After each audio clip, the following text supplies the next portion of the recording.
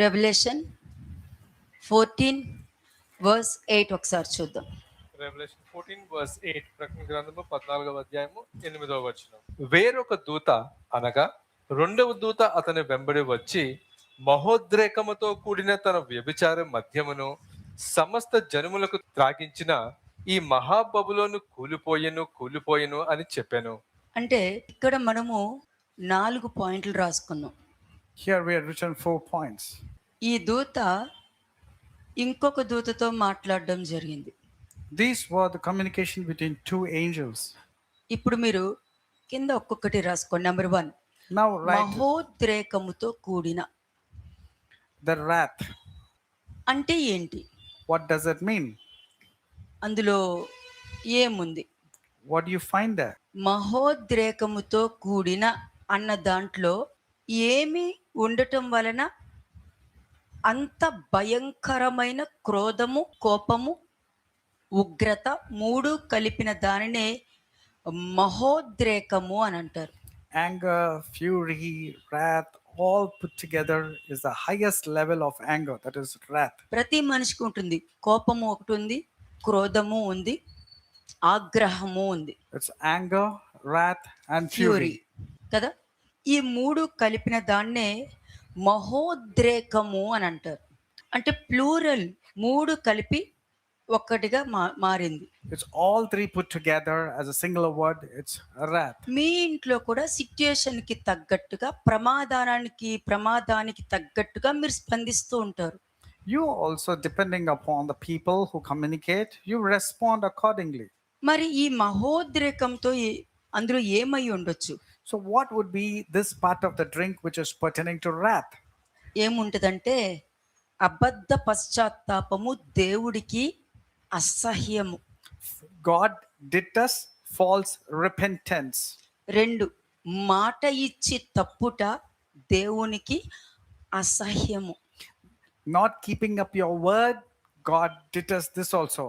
అన్యాయము చేయుట దేవుడికి అసహ్యము. And doing treachery, God does not like. It's an abomination. అబద్ధ పశ్చాత్తాపము అంటే అక్కడ దావీదు దగ్గరకు వచ్చేసరికి నిజమైన పశ్చాత్తాపం ఉంది. When you find the true repentance, you can also find the false repentance in Saul and true repentance in David. నిజమైన పశ్చాత్తాపం ఏముంది? So what can you find in true repentance? దావీదు పొందుకున్న నిజమైన పశ్చాత్తాపానికి దేవుడే దావీదు గురించి సాక్ష్యం చెప్పారు. The reason of God giving a testimony about David is primarily because of his genuine true repentance. Uriah విషయంలో తప్ప మరి ఏ విషయంలోనూ దావీదు మరలా పాపమే చేయలేదని మాట్లాడుతాడు. And also David said, except in the case of Uriah, David has not sinned. మీకు John 5th చాప్టర్లో ఉంటుంది, నీకు స్వస్థత వచ్చి ఉన్నది, మరి ఎక్కువ పాపము చేయకుండా జాగ్రత్త పడు అని. It's John 5:14, verse 14. It says, now that you have sinned, sin no more. అంటే పాపం చావలేదమ్మా. That means sin is not dead. కానీ ఎందుకు చెప్పుకుంటున్నాము? But why are we saying? దేవుడికి ఏది ఇష్టం ఉండదో అది చెప్పుకుంటాము. చెప్పుకొని దేవుడికి ఇష్టమైనదిగా మార్చుకోవాలి. And we have to change and adapt ourselves to transform ourselves to the things that God is pleased with. మాట ఇచ్చి నెరవేర్చుట. And then fulfilling the word that you have given. దావీదు షిమీని చంపనని మాట ఇచ్చాడు. David gave a word to Shimei that he will not kill him. ఆ మాట Shimei తప్పడం వలన మరణించాడు. And primarily because of him not keeping up the word, Shimei had to die. ఎందుకంటే అబద్ధములో ఉన్నవాళ్ళు, మ్యానిపులేషన్లో ఉన్నవాళ్ళు తప్పక వాళ్ళు పాపం అయితే చేస్తారు. Those who are in lies, those who are in manipulations, those who are hypocrisy will continuously live in sin and keep on sinning. అదే మీరు సౌలు జీవితంలో చూసింది. That's what you saw in the life of Saul. అంటే ఇది ఎందుకు పెట్టానంటే ఈ ప్రకటన గ్రంథము 14వ అధ్యాయం 8వ వచనంలో దేవుడు చెప్పినది ఏంటి అన్నది తెలుసుకోవడానికి ఒక మనిషి జీవితాన్ని ముందు పెట్టేసినప్పుడు ప్రతి వాళ్ళు పరీక్షించుకొని పరిశీలించుకోవడం చాలా ముఖ్యం. To understand Revelation chapter 14 verse 8, we have to go through various examples like David and Saul, and you need to examine yourself to see what is it and which is connecting you. కదా, దావీదైతే ఎప్పుడు న్యాయమే చేస్తాడు. David was known for his justice and fairness. Last week 400, 600 మంది మనుషుల గురించి చెప్పాను మీకు. Last week I told about those 400 men who were with David and how they changed. ఏమంటారు వాళ్ళు? మనమెళ్ళి కష్టపడి తీసుకొచ్చాము. వీళ్ళెవ్వరు రాలేదు కదా! కాబట్టి వాళ్ళ భార్య పిల్లల్ని విచ్చేసుకుందాము. కానీ వచ్చిన డబ్బంతా మనమే పంచుకుందాము అంటాడు. What would the 400 people say to the left behind 200 men? They said, no, we struggled, we earned this. Let's not distribute this to the balance 200 people. కానీ దావీదైతే న్యాయం చేశాడు అక్కడ. But David was fair. అందరికీ సమాధానంగా పంచారు. He ensured that everybody was getting their fair share. కదా! ఇప్పుడు రెండో పాయింట్ రాసుకోండి. Now write the second point. వ్యభిచార. It's either adultery or fornication. వ్యభిచారం అంటే తెలుసా మీకు? You know what's the meaning of adultery? సత్య దేవుని నుండి బయటకు వచ్చేసి అబద్ధాన్ని వెంబడించడం. It's like worshipping a false god by coming out of the true God, or worshipping the true God, you're called to worship the false god. ఎందుకంటే ఈ దేవదూత చివరి దినాలలో, అంత్య దినాలలో ఇదొక ప్రవచనకరమైన హెచ్చరికను ఈ భూమి మీద రిలీజ్ చేసి వెళ్తుంది. Because this angel, in the form of a prophecy, has told that this is how people will depart from the true living God to worship that which is false. భయముతో కూడుకున్న సువార్తలో ఉన్న వారికి భయపడవలసిన పని లేదు. But those who are there in the right way, you don't have to be worried about them. Or those who had the fear, they don't have to be worried about these kind of things. సరే, మరి ఈ వ్యభిచార అంటే ఏంటి? So therefore, what is this fornication mentioned about? ఈ వ్యభిచారం దాంట్లో ఏముందంటే శత్రువుగా నిర్ణయించుకోవడం. And in this fornication, you decide to make that person as an enemy. ఇది మనిషిలో ఉన్న స్వభావం గురించి చెప్తున్నా. I'm talking about the characteristics of a అంటే person. వాళ్ళు వ్యభిచారం చేస్తున్నారు అని అర్థం అక్కడ. That means they are actually doing fornication. ఇంకొక పాయింట్ చూద్దాం. మూడోది మద్యమము.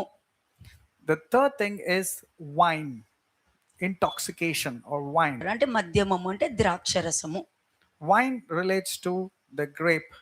అంటే దాని అర్థం ఏంటంటే సంపద, అధికారము, అసత్య ఆరాధన, మోసకరమైన ఆకర్షణ, ఈ విధంగా చేసే మనుషులని వ్యభిచార మద్యమ ద్రాక్షరసం అంటారు.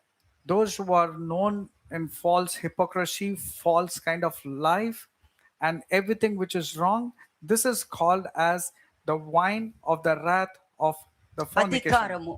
And authority also. ఇక్కడ ఈ మద్యమము అనే దాంట్లో సౌలు ఏం ఉపయోగించుకున్నాడు? So when it comes to this particular wine, what did Saul use? మనుషుల మాటలు నమ్మేయడము, వాళ్ళకి భయపడటము, లేకపోతే మనుషుల్నే భయపెట్టడము, తన అధికారాన్ని ఉపయోగించి అనేక మంది యాజకుల్ని చంపడము, అవన్నీ చేశాడు. He did everything with his authority. He went about killing people, made the fear. He did everything that is required. ఉగ్రత అనేసరికి అవినీతిలో పాలు పంచుకున్న వ్యక్తుల మీద దేవుని ఉగ్రత తప్పకుండా ఉంటుందండి. Those who are unrighteous, those who are doing falsely, God's wrath will definitely come upon all of them. అవినీతితో పాలు పంచుకున్న ప్రతి వారి మీద దేవుడి ఉగ్రత ఉంటుంది. The wrath will come upon all the people who practice unrighteousness. ఇక్కడ చెడు అంటే ఏంటి మీకు తెలుసా? Do you know what is evil here? తాత్కాలిక శక్తి, temporary power. Evil means it has temporary power.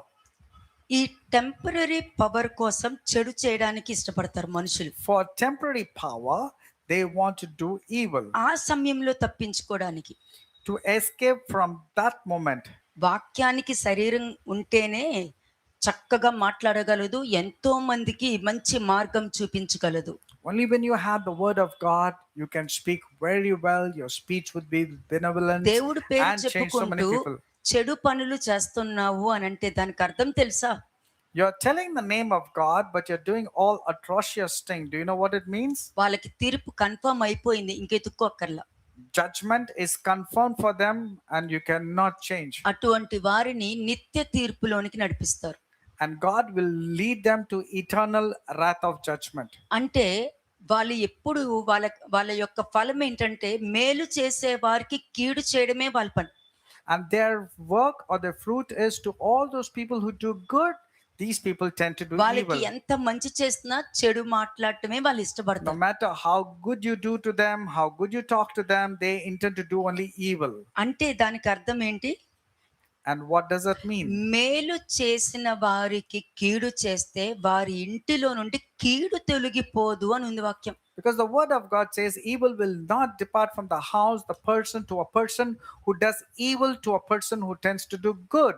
అంటే సౌలులాగా యెహోవా జీవము తోడు, యెహోవా నిన్ను ఆశీర్వదించును గాక, షిమీలాగా యెహోవా జీవము తోడు అని పలుక్కుంటూ తిరగవచ్చు.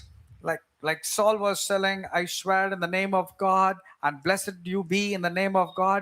He can keep on doing things like that, though God was not in his life, ఎందుకంటే వాళ్ళకి భయం లేదు కదా. because they did not have the fear of God. మన సౌలు చెప్పాడు కదా, But Saul was very దేవుడు keep on సమాధానం saying, మీకుండును గాక అని అంటే ప్రైజ్ ద లార్డ్ అని అర్థం. peace be upon you means those days. Now it's called as praise the Lord. మరి సమూయేలు వంగి ప్రైజ్ ద లార్డ్ చెప్పాడా? చెప్పలేదు. నువ్వు చేసిన పని ఏంటి అని అడిగాడు. Do you think Samuel responded telling praise the Lord? He said, what have you done? అంటే దానికి అర్థం ఏంటి? What does it mean? నువ్వు దేవుడు ఆజ్ఞను మీరావు అని అన్నారు ఇక్కడ. That means you have trespassed. ఎందుకు జస్టిఫై చేయాలి? ఒకటి ఆలోచించండి. అపోస్తలు పౌలు చెప్తారు, మీరు అన్ని విషయాలు సరిగ్గా ఉంటే ఎవరు మిమ్మల్ని రిబ్యూక్ చేస్తారు అని అంటాడు. Because Apostle Paul says, if you are, and Peter also says the same thing, if you are doers of good, who will tend to do evil to you? Okay, ఒకవేళ రిబ్యూక్ చేసినా కూడా అది నీకు మంచిది అని అంటా నేను. And I say, even if you get the rebuke, it's good for you. అంటే ఇక్కడ మీరు చూసారంటే వ్యభిచారం అనే ద్రాక్ష రసాన్ని సమస్త జనులకు త్రాగించానుంది. That means the wine of the wrath of fornication was made to drink to all the nation. అంటే దేవుణ్ణి వ్యతిరేకించే అవినీతి పరమైన మనుషులు అన్నమాట. These are all the people who are unrighteous in their ways and the people who went against God's doctrine or teachings. ఎందుకంటే దేవుడని నీ నోటితో పలికినంత మాత్రాన యేసుక్రీస్తు ప్రభు యొక్క రక్తము నేను కడిగేసిందని అర్థం కాదు. Just because you say Lord, Lord doesn't mean the blood of Jesus Christ has washed you away from all your sinful అదే nature. దావీదు పలుకుతున్నాడు అంటే అన్నిట్లోనూ కూడా మంచి సాక్ష్యం కలిగి ఉన్నవాడు. David had said means he indeed had a very good testimony even దేవుడు from God. దావీదు యొక్క సాక్ష్యానికి ఇంపార్టెంట్ ఇవ్వరు కానీ వాళ్ళు ఎందుకు చేశారు, వీళ్ళు ఎందుకు చేశారు అన్న దానికి చాలా ఇంపార్టెన్స్ ఇస్తారు మనుషులు. They don't want to carry the character or the importance of David's testimony, but in fact they want to justify or blame others for their downfall or some reason దీనినే they want to blame. ద్రాక్ష రసం అనే మత్తు. This is exactly called as the wine of fornication or ద్రాక్ష wine of రసం wrath. అనే మత్తు అంటే నువ్వు తప్పు చేస్తున్నావన్నదే నీ కళ్ళతో చూడలేని దౌర్భాగ్య స్థితి అని అర్థం. This is the kind of intoxication in a kind where when you are sinning, you're not able to recognize that you're sinning. ఇది కూడా ఆలోచించి మాట్లాడాలి. ఆలోచించి ఏ విషయాన్నైనా నువ్వు ఆలోచిస్తున్నావు అని అంటే నువ్వు దేవుడికి బాగుగా ఎరికైన వాడివే అని అర్థం. If you're thinking and pondering before you speak, that means you are known by God Himself. ఎందుకంటే ఇక్కడ పశ్చాత్తాపం, అబద్ధ పశ్చాత్తాపం ఒకసారి చెక్ చేసుకుందాం. Now let's check if someone is having false kind of repentance. అంటే సౌలు పశ్చాత్తాపంలో నిజమైన హృదయ ప్రవర్తన లేదు. Saul did not have the right attitude in his heart because of his false repentance. దావీదులో ఉంది. But David did have. అసలు టైమే ఇవ్వాల, David did not time even. తీసుకోలే, క్షమాపణ అడగడానికి టైం తీసుకోలే. David was quick to ask for forgiveness and Nathan repentance. ప్రవక్త వచ్చాడు, చెప్పాడు, సంవత్సరాలు పట్టల, 5 నిమిషాలు కూడా అయ్యి ఉండదు. And it was just a matter of 5 minutes probably that David immediately was quick for repenting. వచ్చారు, అక్కడ ఒక ఉపమానం చెప్పాడు.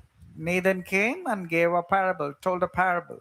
ఆ సమయంలో దావీదు వ్యభిచార మద్యమము అనే మత్తులో ఉన్నాడు. At that moment, David was under the wine of fornication. First సమూయేలు 15:24 ఒకసారి చూద్దాం మనం. ఫస్ట్ శామ్యూయల్ 15:24 మొదటి సమూయేలు 15వ అధ్యాయం 24వ వచనం. సౌలు జనులకు జడిసి వారి మాట వినినందున నేను యెహోవా ఆజ్ఞను నీ మాటలను మీరి పాపము తెచ్చుకొంటిని. దావీదు దగ్గరికి నాతాను ప్రవక్త వెళ్ళినప్పుడు ఒక ఉపమానం చెప్పాక దావీదుకి చాలా కోపం వచ్చింది. అసలు అలాంటి బ్రతకనివ్వకూడదు అని అంటాడు. When Nathan was telling a parable to David, David was furious and he said that man deserved to be punished or killed. అన్నప్పుడు వెంటనే నాతాను ఆ మనిషివి నువ్వే అని అన్నాడు. Immediately Nathan says that person is you. Time తీసుకోలా, ట్రూ రిపెంటెన్స్ లోకి వెళ్ళిపోయాడు. అది వాక్యానికి ఉన్న కెపాసిటీ. వాక్యం లోపలే ఉంటది. కానీ వ్యభిచార మద్యమం అనే ద్రాక్షరసంలో ఉండొచ్చు. కానీ వాక్యము నీకు వచ్చి పశ్చాత్తాపపడే అవకాశం ఇచ్చినప్పుడు, నువ్వు ఆ అవకాశాన్ని యాక్సెప్ట్ చేసావు అనంటే, వాక్యం నీలో ఉంటేనే యాక్సెప్ట్ చేస్తావు. లేకపోతే చేయలేవు. Amen. You could be caught up in the intoxication of fornication. That's the case of David. But the moment you relate, you realize, and you repent, then that is commendable. That's exactly what God sees. ఎందుకు ఎందుకు అబద్ధ పశ్చాత్తాపం అయింది? Why this is called as another case is called ఇదే as false తప్పు repentance? చాలా సార్లు చేసుకుంటూ వెళ్ళాడు. Because Saul kept on repeatedly doing repentance and committing sin. అంటే సౌలు పశ్చాత్తాపంలో నిజమైన హృదయ ప్రవర్తన లేదు. గుర్తుపెట్టుకోండి, హృదయ ప్రవర్తన. The right characteristics of a heart was not found in Saul. New testament లో ఏముందంటే, మీరు మారు మనసుకు తగ్గ క్రియలను చేయుడి అని ఉంది. You should bear fruits pertaining to repentance. వాళ్ళు నేను అలా ఉన్న వాళ్ళు అంటారు, నేను అలా ఉన్న వీళ్ళు అంటారు, కాబట్టి ఎందుకులే మనకి. ఎందుకంటే మనుషులు ఎలాగంటే, ఈ విషయంలో మార్చుకోండి అన్నారు అనుకో, సరే మనకెందుకు, నాకు కామ్గా ఉందో, ఎవరితో మాట్లాడు. When you're told to change, the person immediately reacts and says, "Okay, I'll remain quiet. I will not talk or interact with anybody." That's నాకెందుకు how. ఇవన్నీ, నేను మంచిగా ఉందాం అనుకున్నా, వాళ్ళు ఇలా ఉంటున్నారు. Why? What is for me? I wanted to be good, and if the people are not changing, why should I be bothered? ఇది కాదు దేవుడు కోరుకునేది, ఈ యాక్షన్ కాదు. This is not the kind of response that God seeks from you. దేవుడు ఈ actions కోరుకోలా. God did not seek this kind of action from you. దేవుడు చూసేది ఆయన్ని సత్యంగా ఆరాధించేది. ఇదిగో అసత్య ఆరాధన ఇప్పుడు చెప్పాను కదా, అసత్య ఆరాధన, అసత్య బోధ. అసత్య బోధ అంటే నువ్వు ఎంత మంచిగా ఉన్నా కూడా వాళ్ళు అంటారు కదా, అవును కదా నిజమే వాళ్ళు అంటారు అని నువ్వు ఇన్ఫ్లుయెన్స్ అవుతున్నావు అని అంటే, ఆ అసత్య బోధ నిన్ను సర్వ అసత్యంలోనికి నడిపిస్తుంది. You ought to worship in spirit and in truth.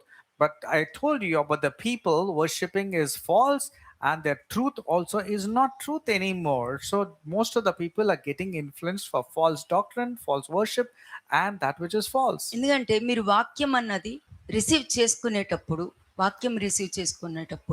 When you're receiving the word of God, ఎట్లాగంటే మనుషులు అలా అంటారు, మనుషులు ఇలా అంటారు అని అనుకుంటే నువ్వు దేవుడికి దాసుడు కాలేవు. you can never become a slave to righteousness or to God when your focus is upon the opinions of others. దేవుడు అన్నారు, పగ నీది కాదు నాది, దేవుని ఉగ్రతకు చోటు ఇయ్యడు అని ఇచ్చేశారు. What did the Lord say? He says, "Vengeance belongs to me, it's not yours." నిజమైన పశ్చాత్తాపంలో దావీదు ఏం చేశాడు? వెంటనే ఏముంది, నిజమైన పశ్చాత్తాపంలో నీకు టైం పట్ల దేవుడు నీ పాపాన్ని పరిహరించారు అన్నారు.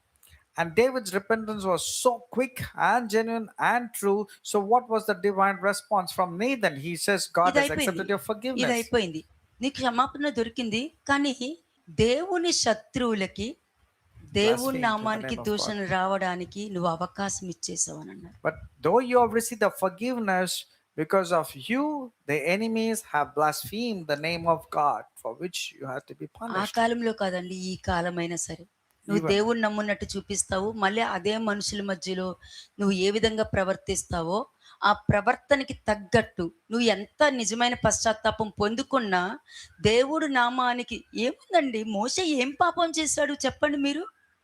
You are known for that, though you are repenting, but your repentance is not at all genuine. So in the మాట్లాడు case చోట of కొట్టడం జరిగింది. in the case of Moses, what did he do? Instead of supposed to speak to the rock, he struck the rock. Promise land K enter చేయలేదు అంటే నా పరిశుద్ధతను నువ్వు నమ్ముకోలేదనేసాడు. For which Moses could not enter into the promised land, because the divine response said that you did not believe in my అక్కడ holiness. అన్నారా, అమ్మో నువ్వు ఎంత గొప్పవాడివయ్యా, ఎక్కడ అవమానం జరిగిందో నా కోసం అక్కడ దాకా వెళ్ళావు, నేను ఎంత చెప్పినా కూడా అన్ని రోజులు ఉండి నీ కార్యాలు చేసి ఎట్లాగైనా 6 లక్షల మంది, ఇవేమీ తీయలేదు, అక్కడ నువ్వు ఇది చేసావు, అంత అయిపోయింది కథ.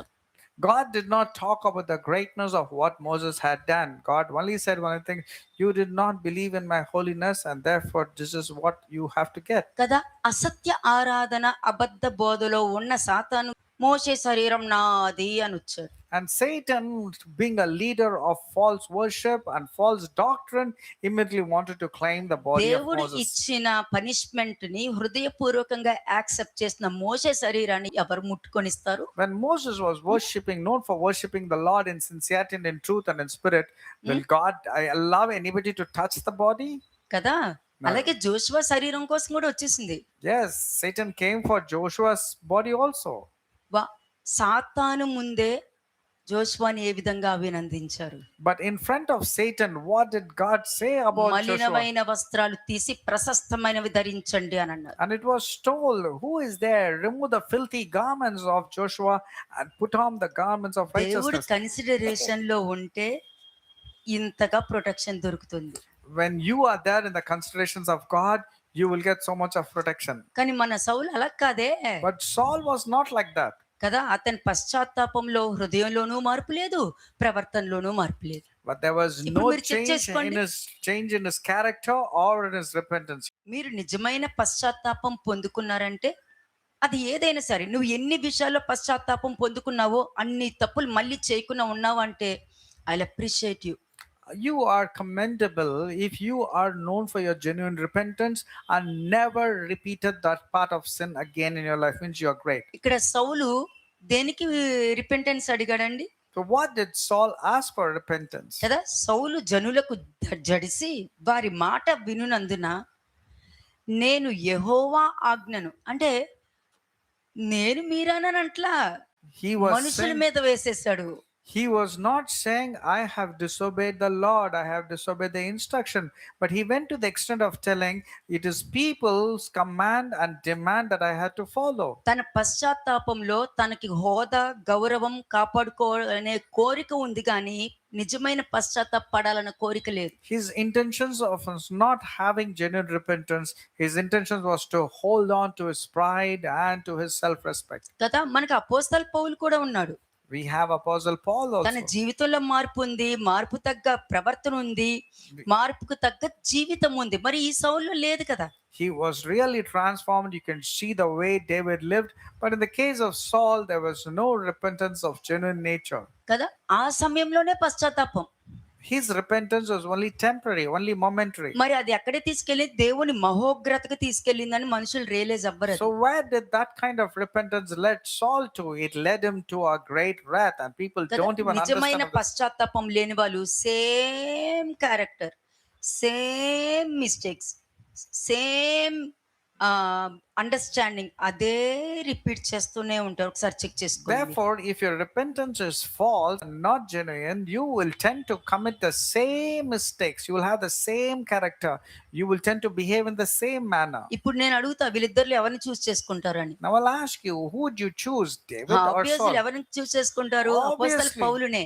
Obviously, you will choose Apostle Paul. అది చూస్ దగ్గరే ఉండిపోతుంది కానీ చోజన్ గా మారలేకపోతున్నారు కదా. You are only choosing, but you are not going to the category of being chosen. కదా. రెండో పాయింట్ చూద్దాం, మాట ఇచ్చి తప్పడం. And the second part is going behind the word that you're given. మాట ఇచ్చి అంటే నేను ప్రామిస్ చేస్తున్నానండి, నేను ఒట్టేసి చెప్తున్నాను అని అంటారు.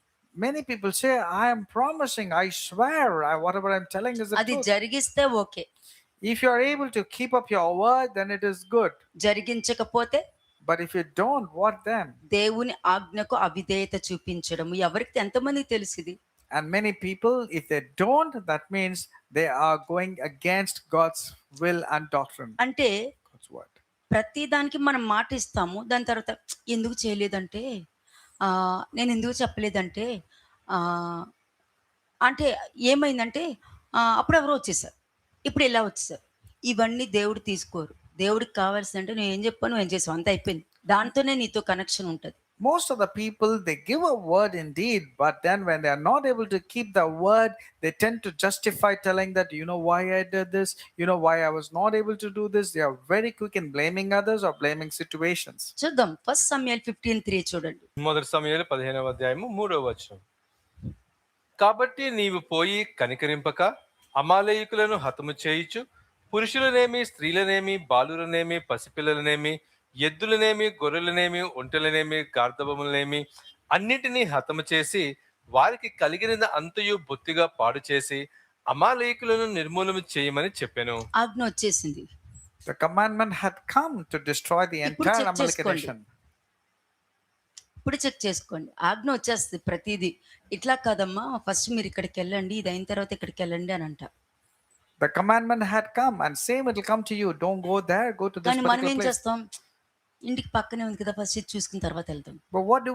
We go with our own mindset telling that it is very close to my house. అక్కడికెళ్ళి ఇక్కడికి రావడం కష్టం గానీ, ఫస్ట్ ఇక్కడ చూసేసుకొని అక్కడికెళ్ళొచ్చు కదా!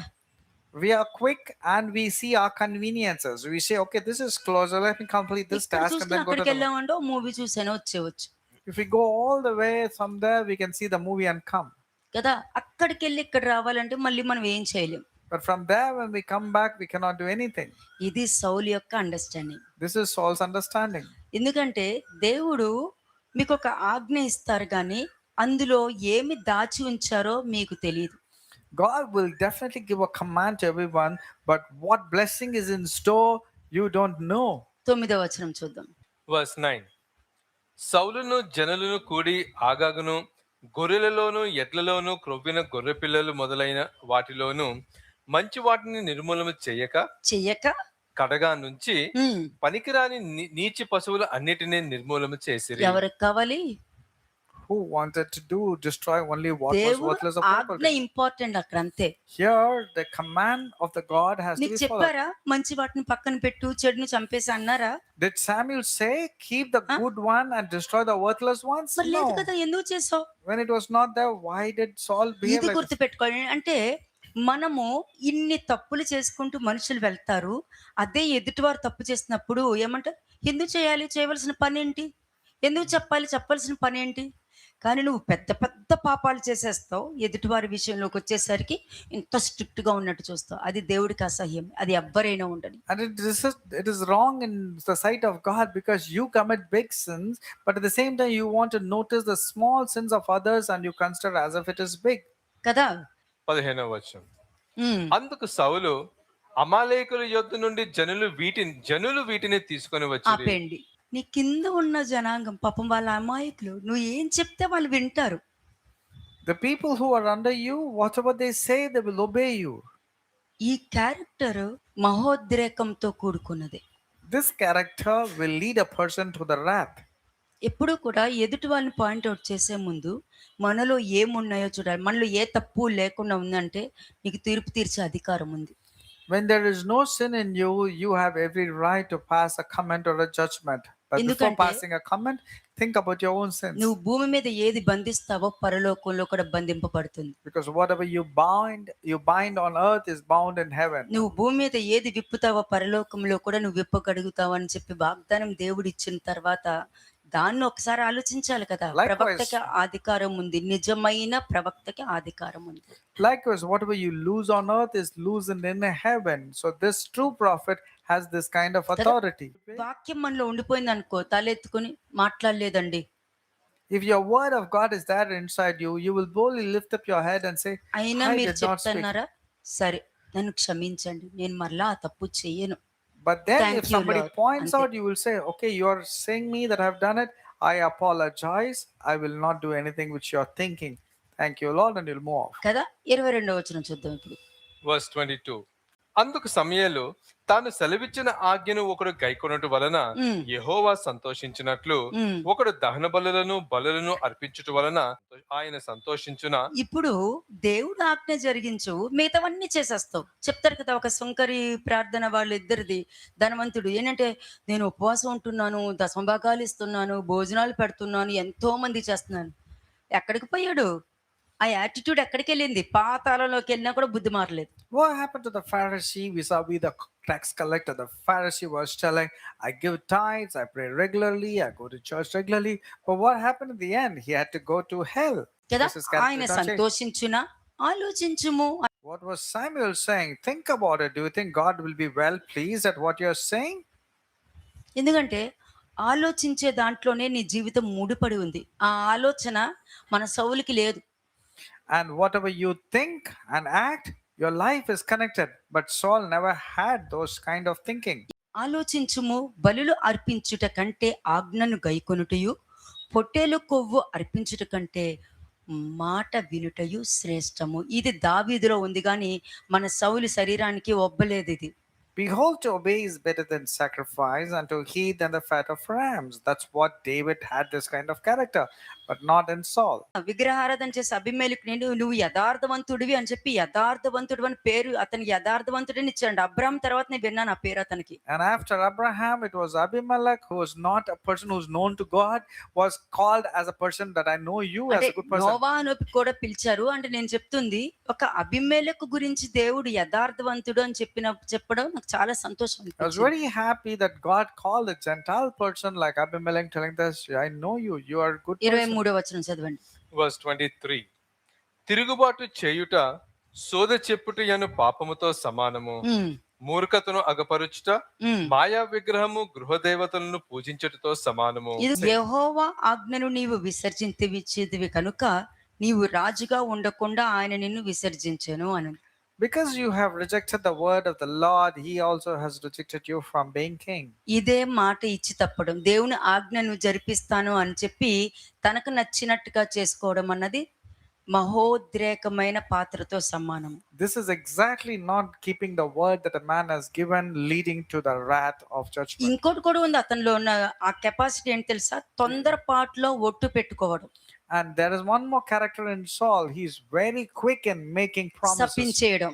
and also good and నువ్వు దేవుడి cursing. వాక్యంలో ఉన్నావనుకో, దావీదంటాడు నువ్వు నువ్వు దేవుడు నన్ను తరవమని చెప్తే చెప్పు, ఆయన దగ్గరికి వెళ్ళి నేను సమాధాన పరుచుకుంటా. మనుషులు చెప్పడం వల్ల చేస్తే నువ్వు శాపగ్రస్తుడవుదువేమో అని దావీదు అన్నాడంటే దానికి వాక్యం ఉంది. When David was telling to Saul when being pursued, he was saying, if it has come from God, let me know so that I can reconcile with God. But if it has యెహోవాని- come from you, means it's going to be a cursed thing. ఏ వాక్యం జరిగించాడు? యెహోవాని పక్కన పెట్టి శరీరులను తనకు ఆధారంగా చేసుకున్నవాడు శాపగ్రస్తుడు అని వాక్యం ఉంది. అది జరిగించాడు అక్కడ దావీదు. He was quoting Jeremiah, telling that if a man departs from God and makes flesh as his strength, that person is a cursed person. Okay, చూద్దాం. 1 సమూయేలు 14:24. First Samuel 14:24. మొదటి సమూయేలు 14వ అధ్యాయము 24వ వచనం. నేను నా శత్రువుల మీద పగ తీర్చుకొనక మునుపు సాయంత్రము కాక మునుపు భోజనము చేయువాడు శపింపబడును అని సౌలు జనుల చేత ప్రమాణము చేయించెను. అందువలన జనులు ఏమీ తినకుండిరి. ఫాల్స్ ప్రామిసెస్ జరిగిస్తారు తెలుసా మీకు?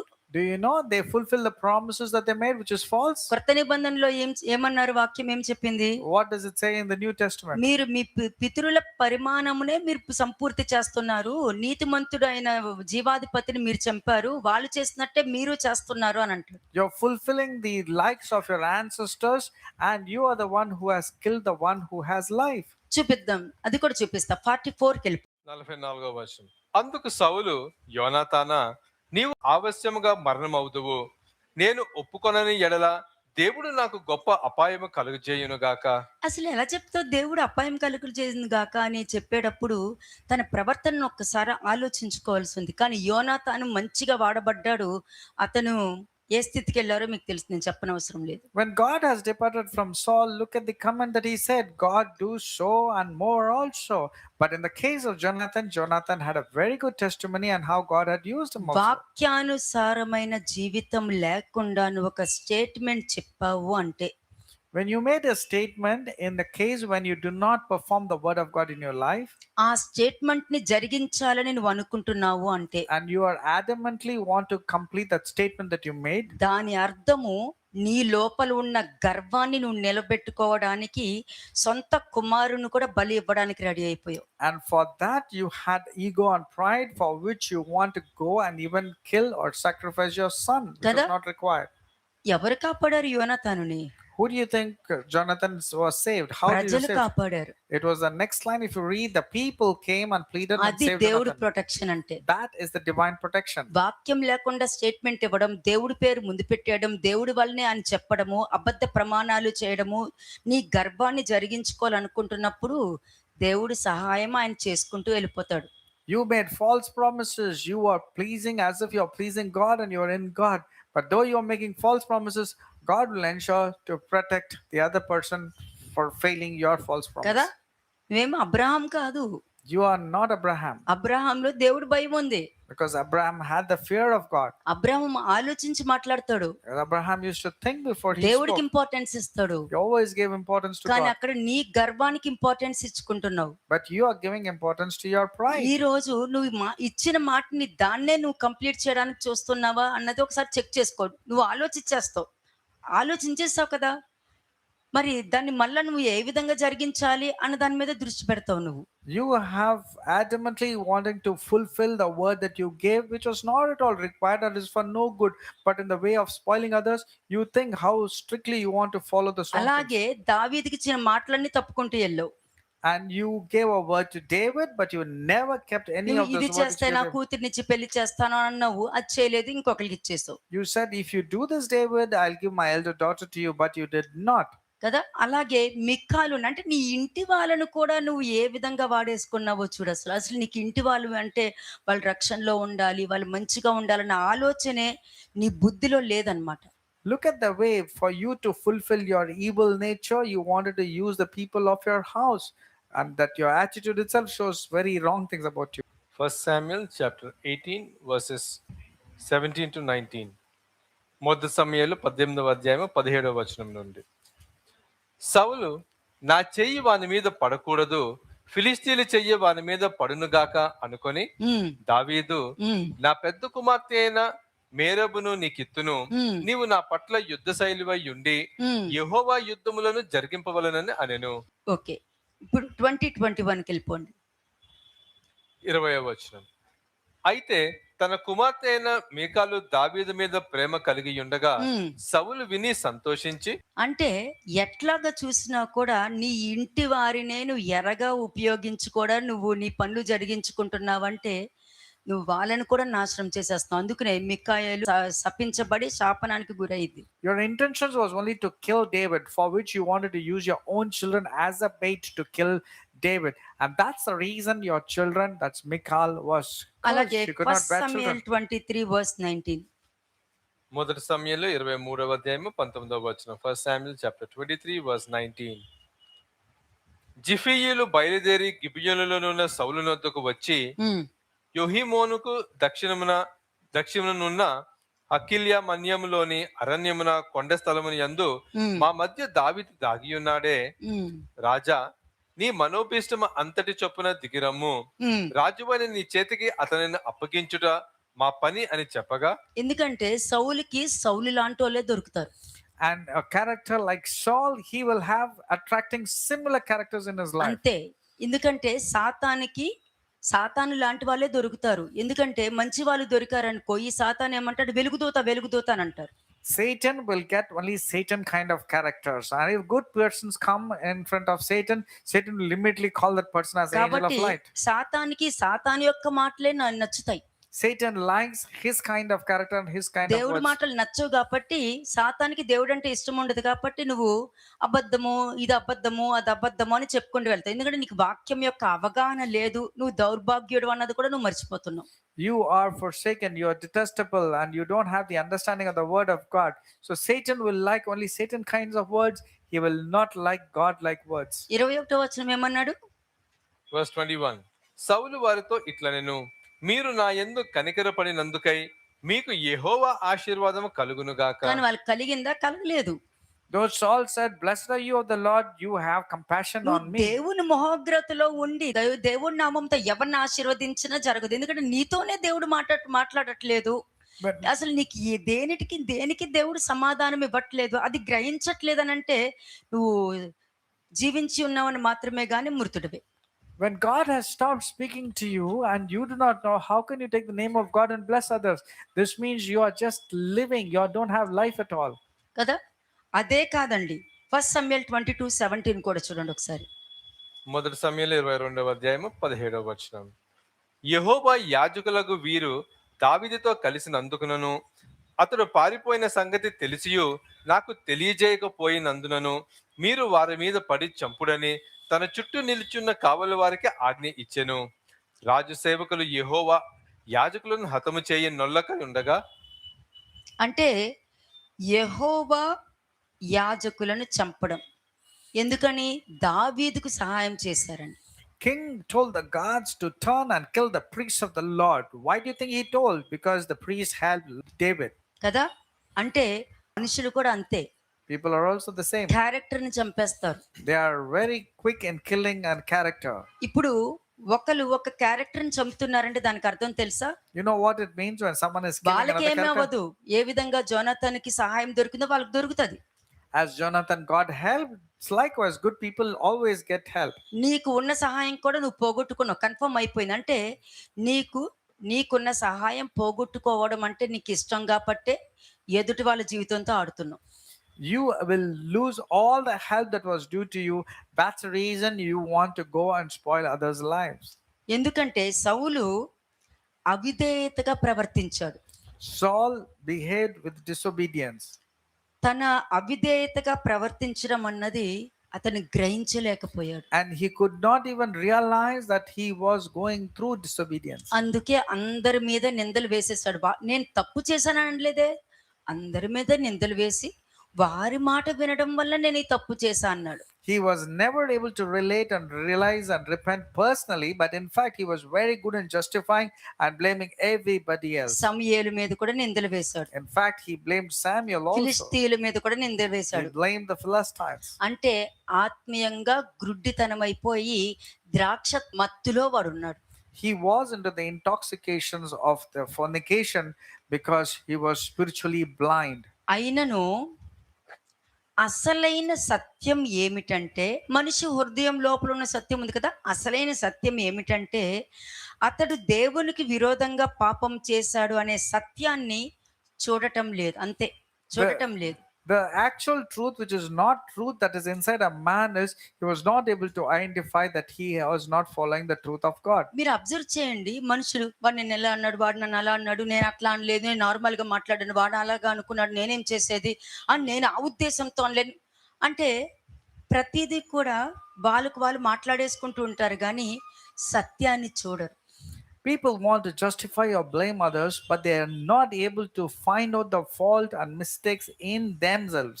ఒకరు నన్ను నింద వేశారు అని అంటే ఆ పాపం నాలో ఉందంటే నేను యాక్సెప్ట్ చేస్తున్నాను అని అంటే దేవుని సత్యాన్ని నేను కళ్ళు తెరిచి చూస్తున్నాను కాబట్టి నేను దాన్ని ఒప్పుకుంటాను.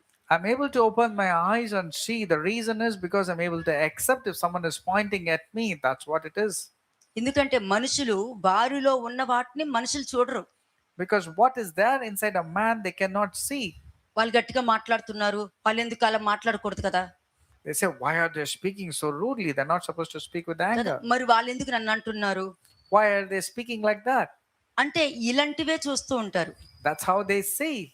ఇలా చూసే దాంట్లో ఇంట్లో వారిని, బయట వారి మీద, దేవుడి మీద, బాస్ కింద పని చేసే వాళ్ళ మీద, అందరి మీద నిందలేసుకుంటూ వెళ్ళిపోతారు. And these people are known to quickly blame everybody in their lives.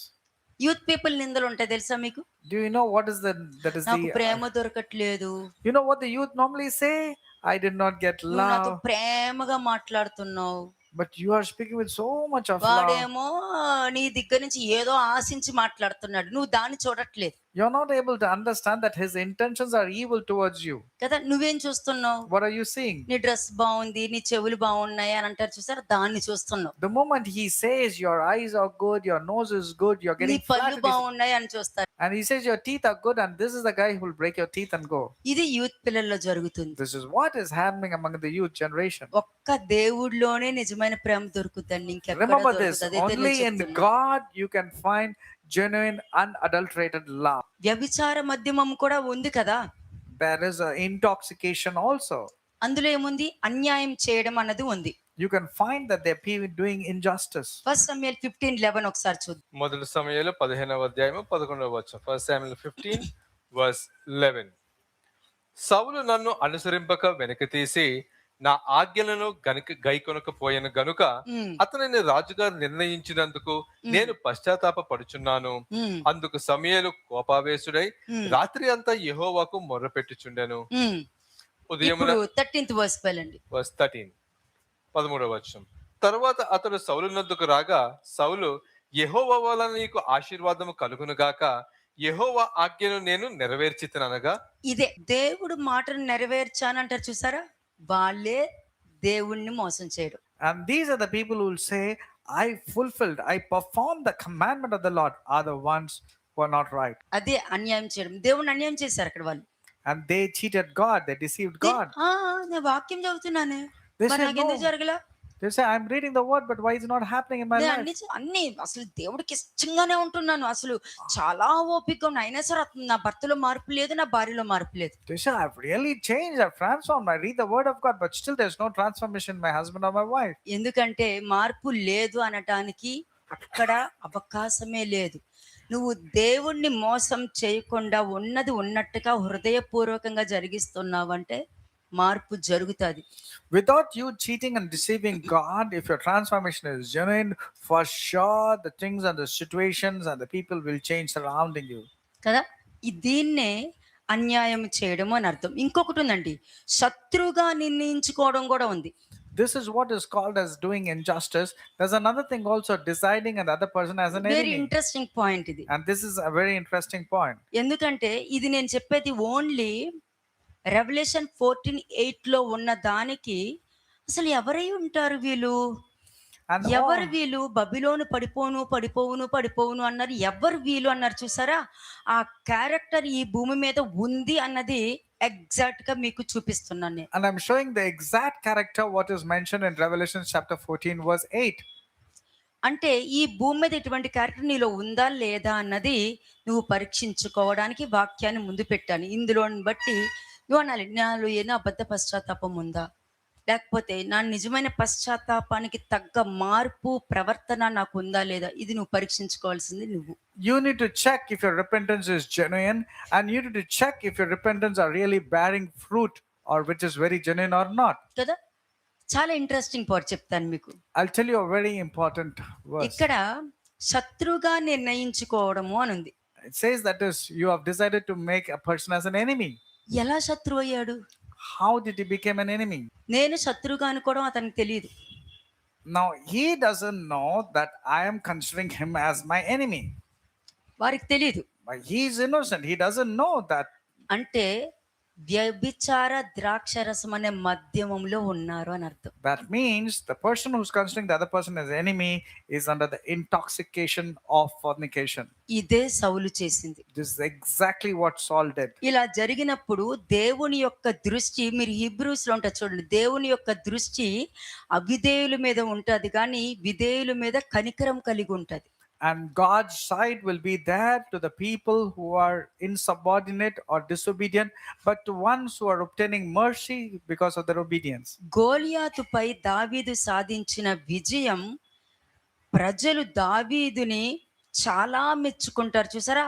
అప్పుడు అతనిలో ఉన్న అసూయత దావీదు ఇతన్ని శత్రువుగా మార్చుకోవడం జరిగింది. అంటే నీలో అసూయత ఉంది అని అంటే ఎవరో ఒకరిని శత్రువుగా అది చేస్తుంది. దాని స్వభావ లక్షణమే అది. If you have jealousy towards anyone, that will make you as an enemy. You will consider the other person as an enemy. That is the importance of jealousy. Same కయీను ప్రవర్తనే. This is the character of Cain.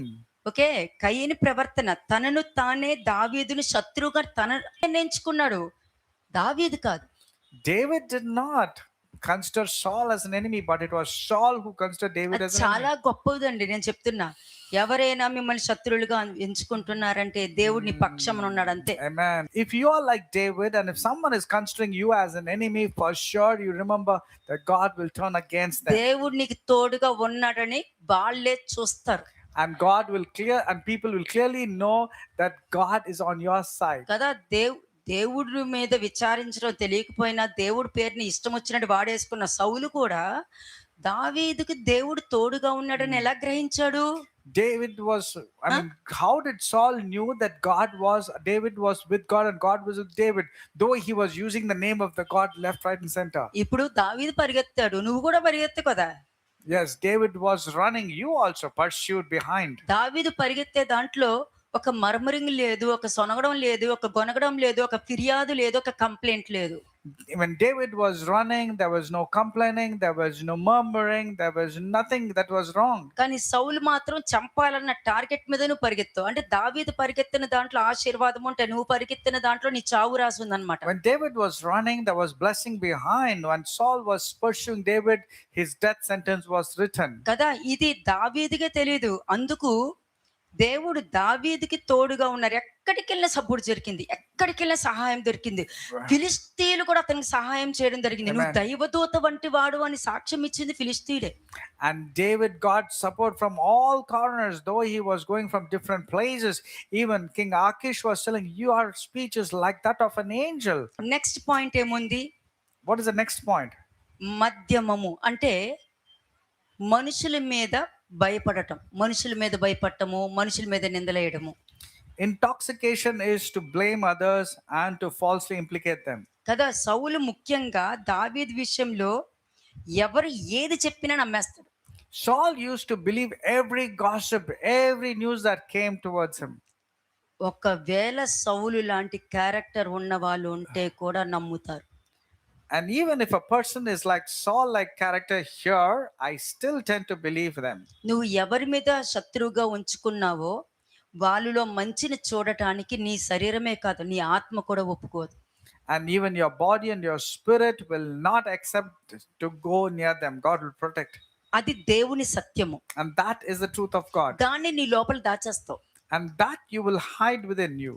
లేని అబద్ధాన్ని present చేస్తావు. అది నీలో ఉన్న అబద్ధ సత్యము. And you will present that which is lies. You will present it as if it were truth. And అసలు that is your Satyam truth. అంటే ఏంటి? Therefore, what is the truth? అసలు సత్యం అంటే ఏంటి? Therefore, what is the truth? సత్యమునకు సాక్ష్యం ఇవ్వడానికి నేను పుట్టాను అని అన్నారు. అది నిజమే. Jesus said to Pilate that I have born to bear the witness of truth. ఇతరుల అభిప్రాయాలకి, ఇతరుల అబద్ధ సాక్ష్యాలకు ప్రాధాన్యత ఇస్తాడు. ఎవరు? సౌలు. Saul is giving importance or has been giving importance to others' opinions and other thoughts. ఇటువంటి ప్రవర్తన ఉన్న వాళ్ళు సౌలు పతనానికి ఏ విధంగా వెళ్ళాడో అక్కడికే వెళ్ళిపోతారు. ఇంకా వాళ్ళు పశ్చాత్తాపం అన్నది ఉండదు. ఎందుకంటే ఆల్మోస్ట్ ఇవన్నీ ఉన్నాయి. ఇంకా ఎలాగ పశ్చాత్తాపడతారండి? ఇందులోనే బిజీగా ఉంటారు వాళ్ళు. When they're so busy in these kind of negative areas, where is the scope for them to repentance? Their downfall is imminent. Last point ఇప్పుడు చూద్దాం, సౌలు యొక్క పతనం. Last point, let us see the downfall of Saul. First chronicles 10th chapter 13-14 verses చూద్దాం. First chronicles chapter 10 verse 13. యెహోవా ఆజ్ఞను గైకొనక ఆయన దృష్టి ఎదుట ద్రోహము చేసినందుకును, యెహోవా యొద్ద విచారణ చేయక కర్ణపిశాచముల యొద్ద విచారణ చేయు దానిని వెతికినందుకును సౌలు హతమాయెను. అందు నిమిత్తము యెహోవా అతనికి మరణ శిక్ష విధించి రాజ్యమును యెషయా కుమారుడైన దావీదు వశము చేసెను. అంటే ఇలాగా వెంటనే దేవుడు ఆయన ప్లేస్ ని రిప్లేస్ చేసేసుకుంటాడు. టైం వేస్ట్ చేసుకోరు. Immediately the replacement has taken place and God will not waste. ఈ సౌలు తన మరణాన్ని, తన గొయ్యిని తనే సిద్ధపరచుకున్నాడు అని అర్థం. అక్కడ Saul prepared his own grave. సౌలు దేని మీద ఆలోచించాడు? Where was Saul's Karna focus? పిశాచ్ దగ్గరికి వెళ్ళడానికి నిర్ణయం తీసుకున్నాడు. అదే వాడు గొయ్యి. నువ్వు ఎవరి మీద దృష్టి పెడుతున్నావో అదే నీకు ఊరి, అదే నీకు గొయ్యి. You wanted to eradicate at any cost, so you went to seek suggestion from a medium, so that is your grave. కదా, ఇతని మరణం ఇతనే నిర్ణయం చేసుకున్నాడు. So he decided his own death. మరి ఎవరి రక్తం ఉంటది అతనిలో? Whose blood would have been flowing in Saul? సరే చూసేద్దాం. ఆదికాండము 4వ అధ్యాయం 13వ వచనం చూద్దాం. Genesis chapter 4 verse 13. ఆదికాండము 4వ అధ్యాయము 13వ వచనం. అందుకు కయీను, నా దోష శిక్ష నేను భరింపలేనంత గొప్పది. నేడు ఈ ప్రదేశము నుండి నన్ను వెళ్ళగొట్టితివి. నీ సన్నిధికి రాకుండా వెలివేయబడి దిగులు పడుచు భూమి మీద దేశ దిమ్మరనై యుందును. కావున నన్ను కనుగొనివాడు ఎవడో వాడు నన్ను చంపునని యెహోవాతో అనెను. ఎగ్జాక్ట్ గా మన సౌలు ఏ విధంగా ప్రవర్తించాడో అదే విధంగా. అంటే ఈ ప్రదేశంలో నుండి నన్ను వెళ్ళగొట్టితివి. ఎవరు వెళ్ళగొట్టారు? Who chased him out of the country? వెళ్ళగొట్టారా? నిన్ను వెళ్ళగొట్టేటట్టు చేసుకున్నావా?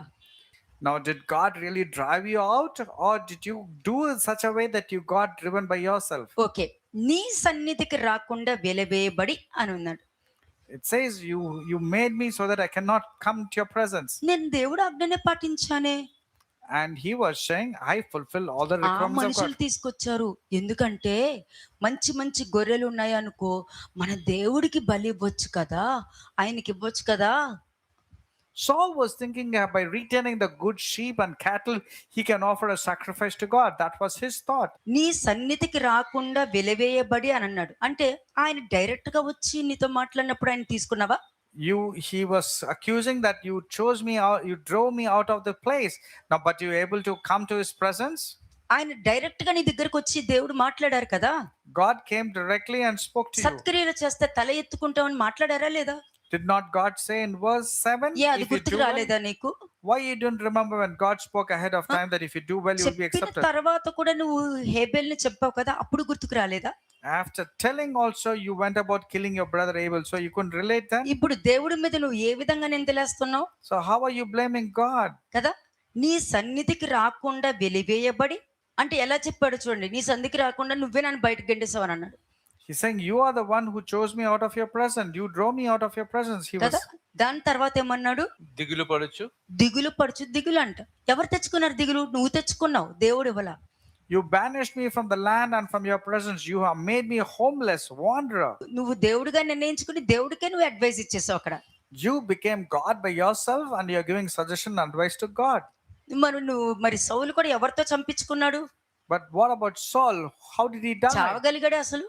Could Saul die? ఆ శరీరం చావడం చాలా కష్టమైంది తెలుసా? Do you know it was not so easy, or Saul's death was not so easy? అవును. వెంటనే ఏం చేశాడు? ఇప్పుడు దేవుడు చెప్పినట్టు వదిలేస్తే నువ్వు వెళ్ళిపోయి ఉండొచ్చు. కానీ ఇటువంటి అక్కర్లేని సాకులతోనూ అక్కర్లేని మాటలతో దేవుడి మీద నిందలు వేస్తూ నువ్వు మాట్లాడుకున్నావు. And you have been unnecessarily speaking vain words and you're blaming God. నన్ను చంపును అన్నావు కదా? చూడు 15వ వచనం ఏమంది? Cain said, okay, let that man kill me. He says he will find me and he'll kill me. Verse 15. ఉమ్, అందుకు యెహోవా అతనితో, ఉమ్, కాబట్టి ఎవడైనను కయీనును చంపిన ఎడల వానికి ప్రతిదండన 7 అంతులు కలుగునను. 7 times. And that person will receive sevenfold నువ్వు punishment. అనుకున్నది దేవుడు ఓకే చెయ్యాలా? దేవుడు అనుకున్న దాంట్లో నువ్వు ఉండాలా? Should God okay to whatever you say, or should you be there ఈ in what భూమి God మీద says? మనుషులకి ఈ అవగాహన లేకపోవడం వలన 7 times శిక్ష అనుభవిస్తున్నారు కాబట్టి వాళ్ళు ఏది ముట్టుకున్నా అది ఆగిపోతుంది. ఏది చెయ్యాలనుకున్నా Man. ఫెయిల్ అయిపోతుంది. ఏది వాళ్ళు అనుకుంటారో అది జరగదు. అది ఆగిపోతూ ఉంటది. దానికి కారణము నువ్వు దేవుడితోనే నువ్వు వ్యతిరేకంగా పోరాడుతున్నావు. దేవుడిలాగా దేవుడి దగ్గరే ప్రవర్తిస్తున్నావు You అన్నట్టు. fought against God. You went contrary to God. That's the reason you're experiencing a sevenfold punishment. And the worst part is you're not able to relate that you are experiencing that punishment. అంటే సౌలు చేసినట్టే ఇతను కూడా అదే ప్రవర్తించాడు. Like Cain also did exactly the way Saul behaved too. Okay 23, 24 చదవండి. 23, 24 వచనం. లేమెకు తన భార్యలతో, ఓ అదా, ఓ శిలా, నా పలుకు వినుడి. లేమెకు భార్యలారా, నా మాట ఆలకించుడి. ఉమ్, నన్ను గాయపరిచినందుకై ఒక మనిషిని చంపితిని, ఉమ్, నన్ను దెబ్బ కొట్టినందుకై ఒక పడుచువాన్ని చంపితిని. ఉమ్, 7 అంతులు ప్రతిదండన కయ్యూను కోసము వచ్చిన ఎడల ఉమ్. లేమెకు కోసము 77 అంతులు వచ్చిన నేను. గర్వంగా చెప్పుకున్నారంటే రాబోయే జనరేషన్ ఇలా ఉంటది. And look at the way they were arrogantly telling 70 times punishment. This is how the current generation would be. గర్వంగా చెప్తున్నారు. And they are speaking with pride. ఇప్పుడు మన కయ్యను ఎట్లా చేశాడు అంటే ఇక్కడ ఏమంటే కయ్యను వంశస్థుడైన లెమ్మకు జనరేషనల్ కర్స్ క్యారీ చేస్తున్నాడు. అంటే సేమ్ క్యారెక్టర్ అక్కడ ప్రజెంట్ చేస్తున్నాడు అన్నమాట. Lamech is carrying the generational curse of his father, his Cain. కయ్యను చేసినట్టే ఇతను చేశాడండి. And Saul also did exactly the way Cain did, and Lamech also did the కయ్యను same thing. అసూయతతో చేశాడు.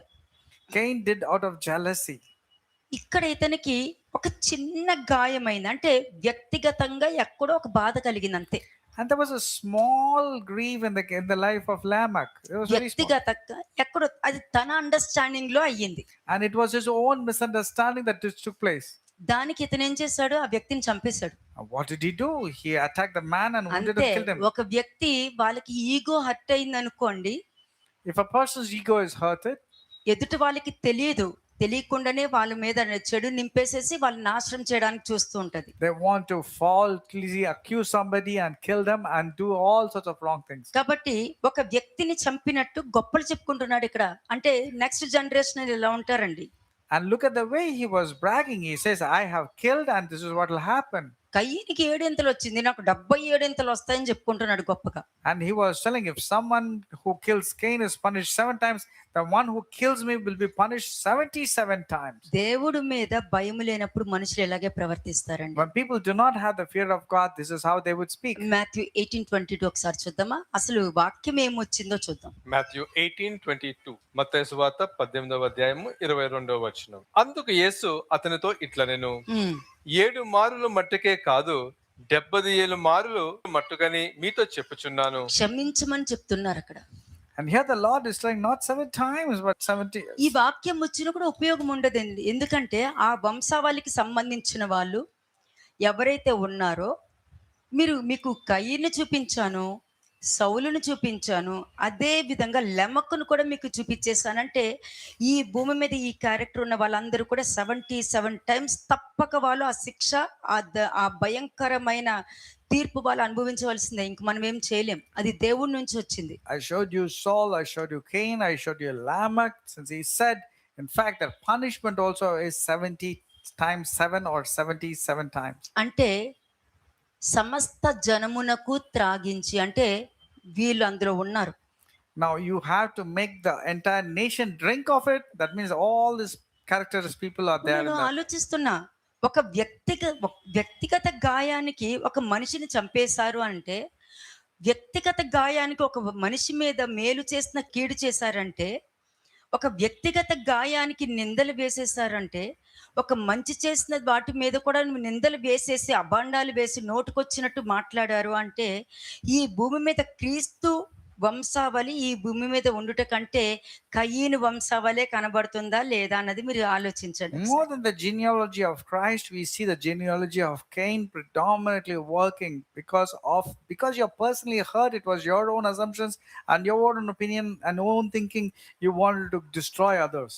సౌలు కర్ణపిశాచి దగ్గరికి వెళ్ళాడు అని అంటే, నీ అసూయత దగ్గరికి నువ్వు వెళ్ళినట్టే, నీ అబద్ధం దగ్గరికి వెళ్ళినట్టే, అబద్ధ సాక్ష్యానికి వెళ్ళినట్టే, నీ అజంప్షన్కి వెళ్ళినట్టే, లేనిది ఉన్నట్టు ఉన్నది ఊహించుకోవడం, ఇవన్నీ కూడా దీనికి సంబంధించింది. If Saul had gone to consult a medium, likewise you are going and consulting your falsehood, your lies, your old character sin. So this punishment will be the same. అహంకారం వల్ల అనేక ప్రమాదాలు ఎదుర్కోవాల్సి వస్తుంది. And purely because of our arrogance and pride, you have to face the ఇదైతే consequences. నిజమండి, ఇది అబద్ధమే కదా, ఇది నిజమే నేను చెప్తున్నా. This is the truth, and there's no spare. You cannot be spared. దేవుని మాట తిరస్కరించడం వలన కలిగే కష్టాలకు సౌలు దేవుని వెతకకుండా ఒక మంత్రసాన్ని వెతుక్కునే స్థితిలోకి దిగజారిపోయాడు. అంటే వాళ్ళకి ఇంకా వాక్యం కాదు కదా, ఎవ్వరు దొరకరు. Saul went to such a detestable state. He went to go and seek a medium's help who will call spirits, evil spirits, but he did not go towards God. ఒక అవిశ్వాసిగా మిగిలిపోయాడు, ఇంకా అయిపోయింది. అవిశ్వాసిగా మార్చబడిపోయాడు, ఇంకా వాడికి విరుగుడు లేదు. He became worse than an unbeliever, so there was no breakthrough. రియాలిటీలోకి వద్దాం మనం But ఇప్పుడు. let's talk about the reality. రాజ్యాన్ని కోల్పోయాడు, రక్షణను కోల్పోయాడు, జీవితాన్ని కూడా కోల్పోయాడు. He lost his kingdom, he lost his salvation, he lost his life. ఆత్మహత్య చేసుకుని చనిపోయాడు సౌలు. And finally his death came to likeness of a suicide. అలాగే యాక్ట్స్ 1:24 చూద్దాం. యాక్ట్స్ 1:24, అపొస్తల కార్యములు 1వ అధ్యాయము 24వ వచనం. ఇట్లని ప్రార్థన చేసిరి, అందరి హృదయములను ఎరిగియున్న ప్రభువా. ఇది ఎప్పుడు కూడా ఈ శరీరం మర్చిపోకూడదు. Never forget this. వాళ్ళిల్లు నీకు చెప్పారా, వీళ్ళిల్లు చెప్పారా? కాదు, అందరి హృదయములను ఎరిగి ఉన్న దేవా అన్నప్పుడు అది దాని మీద దృష్టి పెట్టాలి. I want every one of you to take this word very seriously. Never ever say someone would have gone వాక్యం and told తెలియదు, about me. వాక్యం వినరు, You okay, don't hear the word. వాక్యానుసారం నడవరు. వాళ్ళు చెప్పారు, వీళ్ళు చెప్పారు, వాళ్ళు చెప్పుండొచ్చేమో, వీళ్ళు చెప్పుండొచ్చేమో. సౌలు క్యారెక్టర్ క్లియర్ గా కనబడుతుంది అక్కడ. You didn't hear the word of God properly. You do not have the proper understanding of God. You have the character of Saul. That's the reason you're accusing. Someone would have gone and told. That's the reason they are speaking. కదా, ఇతను కూడా ఏదెంచుకున్నాడు, తన చోట పోవుటకు యూదా తప్పిపోయి పోగొట్టుకున్న ఈ పరిచర్య అని అన్నాడు. And that is a place. What did he choose? An apostle to replace Judas in his ministry, for he has deserted us and gone where he belongs. ఏ స్థలం ఎంచుకున్నాడు? Which place did he choose? తప్పిపోయి, తన ఆలోచనలో తప్పిపోయి. ఎందుకంటే మనుష్య కుమారుణ్ణి కూడా దేవుడి కింద అంగీకరించలేనంత ఈగో ఉంది అతనికి. And he had so much pride that he did not accept Jesus Christ as a savior. కదా, అది లేకుండా రబ్బీ అని చూసావు కాబట్టి ఆయన గొప్ప కార్యాలు చూసినా కూడా సౌలులాగా సత్యాన్ని చూడలేక కళ్ళు మూసుకొని నీలో నువ్వు దొంగతనం చేస్తున్నది నీది కనిపించలేదు చూడు అక్కడ. You could not recognize that you are also a robber, but then which place did Judas go at the end of the day? నీలో ఉన్న దొంగతనం నీకు కనిపించలేదు, You could not see the thief inside you, ఆయన్ని అప్పగించడానికి మాత్రం ready అయిపోయావు. but you are very good in handing him over. to the కాబట్టి Philistines. నువ్వు వెలవలనే గొయ్యిని నువ్వే తవ్వుకొని నువ్వే ఎంచుకుని వెళ్ళావు అక్కడికి You decided to choose the place where you have to bury yourself. కదా. అలాగే జెర్మియా 42 20 21 22 చూద్దాం. Jeremiah 42 versus 20-22. ఇర్మియా 42వ అధ్యాయము 20 నుంచి 22 వచనములు. మన దేవుడని యెహోవాకు మా నిమిత్తము ప్రార్థన చేసి మన దేవుడని యెహోవా చెప్పినది అంతయు మాకు తెలియజెప్పిన ఎడల ఉమ్, మేము అలాగూ చేయదుమని చెప్పుచు ఉమ్, మిమ్మల్ని మీరే మోసపుచ్చుకొనుచున్నారు. ఉమ్. నేను మీకు దాన్ని తెలియజెప్పవచ్చున్నాను. కానీ మీ దేవుడని యెహోవా మీ యొద్దకు నా చేత పంపిన వర్తమానమును మీరు ఆలకింపకపోతిరి. వినలేదు. నెక్స్ట్. కాబట్టి కాబట్టి కాపురం ఉండవలనని మీరు కోరు స్థలములోనే ఉమ్, మీరు ఖడ్గము చేతను క్షామము చేతను తెగులు చేతను చతురని నిశ్చయముగా తెలుసుకొనుడి. అయిపోయింది. ఇదే రెవల్యూషన్ 14:8 లో ఉన్న దాని అర్థము. This is the meaning of what is mentioned in Revelation chapter 14. మంచి verse వాళ్ళ 8. గురించి ఏం చెప్పుకుంటామండి What shall we tell about the good people and the కదా. testimony? ఒక మంచి బయటికి వెళ్ళదండి, చెడు అది వెళ్ళను అని చెప్పినా కూడా అది బలవంతంగా బయటికి లాగి మరీ ప్రజెంట్ చేస్తారు. Good will not go spreading, but evil, even if it doesn't be pushed, it goes about.